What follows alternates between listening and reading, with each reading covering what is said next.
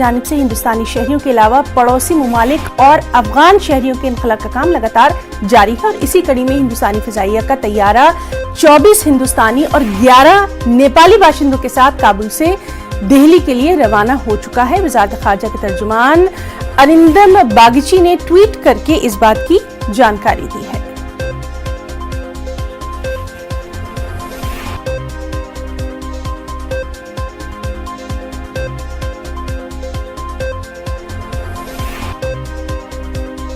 एक और अहम खबर, अमरीकी महकमा खारजा ने धमकियां मिलने के बाद काबुल में हवाई अड्डे के बाहर गेट पर मौजूद अमरीकी शहरियों को खबरदार किया है कि वो फौरी तौर पर एयरपोर्ट से निकल जाएं।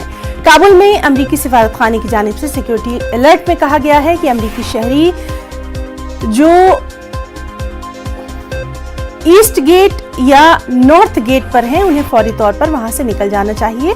काबुल में अमरीकी सिफारत खाना ने एक बयान जारी किया है जिसमें काबुल एयरपोर्ट के दरवाजों के बाहर सिक्योरिटी खतरात की वजह से अमरीकी शहरियों को मशवरा दिया गया है कि वो एयरपोर्ट पर आने से गुरेज करें और उस वक्त तक एयरपोर्ट के दरवाजों तक ना पहुंचें जब तक अमरीकी हुकूमत के नुमाइंदे से इनफरादी हिदायत न मिले। हमारे साथ मौजूद हैं दिल्ली से हमारे साथी शैलेंद्र वांगू।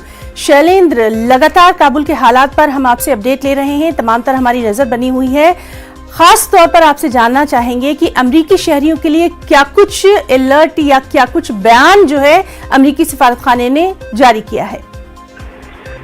देखिए, आपको बता दें कि जो इवैक्यूएशन प्रोसेस वहां पे अभी चल रहा है अफगानिस्तान में, इसके बीच में 3 एडवाइजरी सामने आ रही हैं, अमेरिका की, यूके की और ऑस्ट्रेलिया की। इसमें ये कहा गया है कि अपने नागरिकों को उन्होंने कहा है, अपने सिटीजन को उन्होंने कहा है कि वो एयरपोर्ट के करीब ना जाए क्योंकि वहां पर हालात बिगड़ सकते हैं। वहां पर सिक्योरिटी का हवाला देते हुए उन्होंने ये एडवाइजरी जारी की है। हालांकि एग्जैक्ट कारण नहीं बताया गया है सिवाय ऑस्ट्रेलिया के एडवाइजरी के। ऑस्ट्रेलिया के एडवाइजरी में कहा गया है कि पोटेंशियल टेरर अटैक थ्रेट है एयरपोर्ट के आसपास में। इसके चलते जो सिटीजन हैं वो एयरपोर्ट के फिलहाल अभी करीब ना जाएं। जाहिर तौर पर इस वक्त जिस तरह का कब्जा तालिबान का है और माना जा रहा है कि मल्टीपल चेक पॉइंट एयरपोर्ट के आसपास तालिबान के बने हुए हैं जो लोगों को रोक रहे हैं एयरपोर्ट की तरफ जाने से, जो अफगान नेशनल खासतौर पर उनको रोक रहे हैं। इसी बीच एक अपडेट ये भी है कि भारत भी एक फ्लाइट आपसे कुछ देर बाद पहुंचने वाली है जिसमें कुछ इंडियंस हैं और कुछ नेपाली सिटीजन भी इसमें हैं। हालांकि कोशिश ये की जा रही थी, 24 इंडियंस और 11 नेपाली सिटीजन इसमें हैं, लेकिन कोशिश ये की जा रही थी कि अफगान सिख नेशनल्स को भी इवैक्यूएट किया जा सके। लेकिन माना जा रहा है कि तालिबान नहीं चाहता है कि कोई भी अफगान नेशनल देश छोड़ के बाहर जा सके। तो फिलहाल 31 अगस्त तक जो कोशिशें भारत सरकार की लगातार जारी हैं।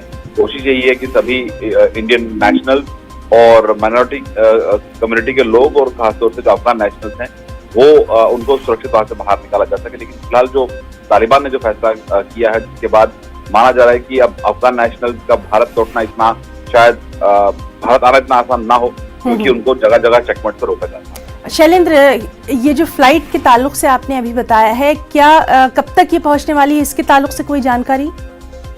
बताया जा रहा है कि अगले आधे घंटे के अंदर ये फ्लाइट गाजियाबाद में जो हिंडन एयरपोर्ट है जहाँ पर रविवार को भी फ्लाइट आई थी जिसमें 168 लोग ट्रैवल कर रहे थे।